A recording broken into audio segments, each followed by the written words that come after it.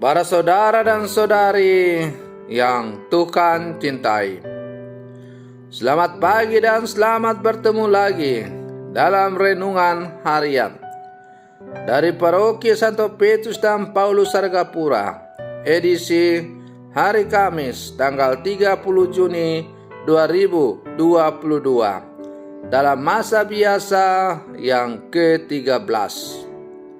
Mengawali hari yang baru ini, kita hendak mendengar dan merenungkan sabda Tuhan. Marilah sebelum kita mendengar dan merenungkan sabda Tuhan, kita berdoa. Dalam nama Bapa dan Putra dan Roh Kudus. Amin.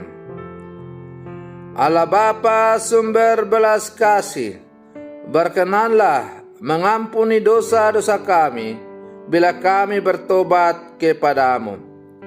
Semoga kami pun menaruh belas kasih kepada sesama kami, sebagaimana Engkau menaruh belas kasih kepada kami.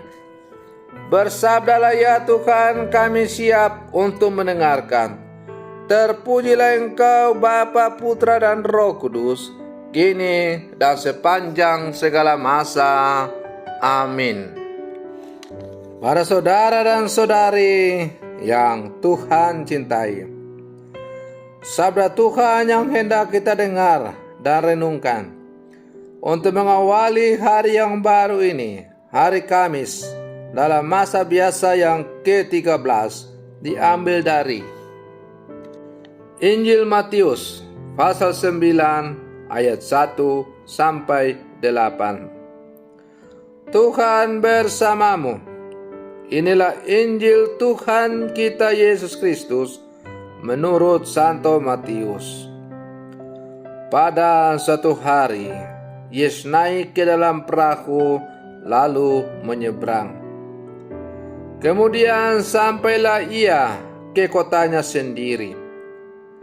Maka dibawalah kepadanya seorang lumpuh yang terbaring di tempat tidurnya.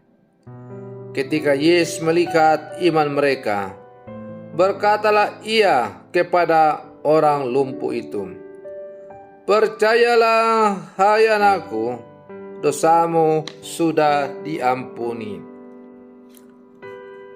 Maka berkatalah beberapa orang ahli Taurat dalam hatinya, "Ia menghujat Allah."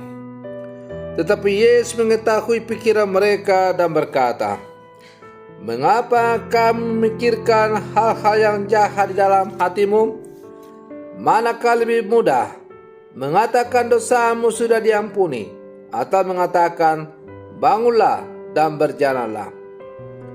Tetapi supaya kamu tahu bahwa di dunia ini Anak Manusia berkuasa mengampuni dosa." Lalu berkatalah ia kepada orang lumpuh itu, "Bangunlah, angkatlah tempat tidurmu, dan pulanglah ke rumahmu."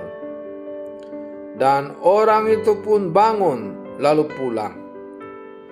Maka orang banyak yang melihat hal itu takut, lalu memuliakan Allah yang telah memberikan kuasa sedemikian itu kepada manusia. Demikianlah sabda Tuhan. Para saudara dan saudari yang Tuhan cintai, hai anakku, dosamu sudah diampuni.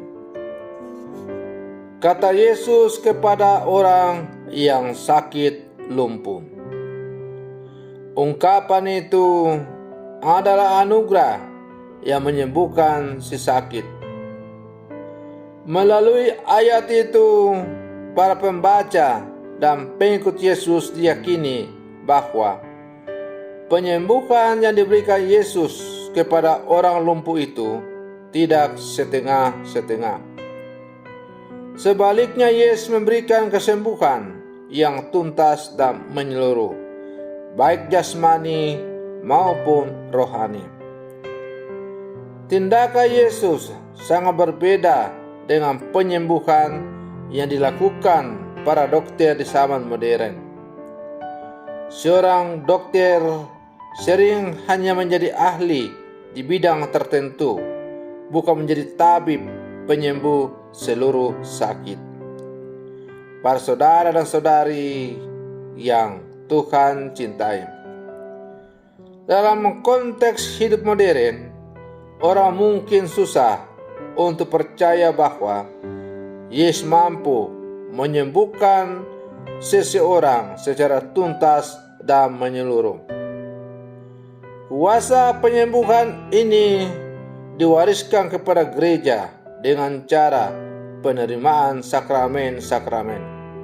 Misalnya, melalui penerimaan sakramen pembaptisan, pengakuan dosa, dan ekaristi. Para pengikut Yesus mengalami penghapusan dan pengampunan dosa, menerima damai sejahtera, serta memperoleh kesembuhan jiwa dan raga.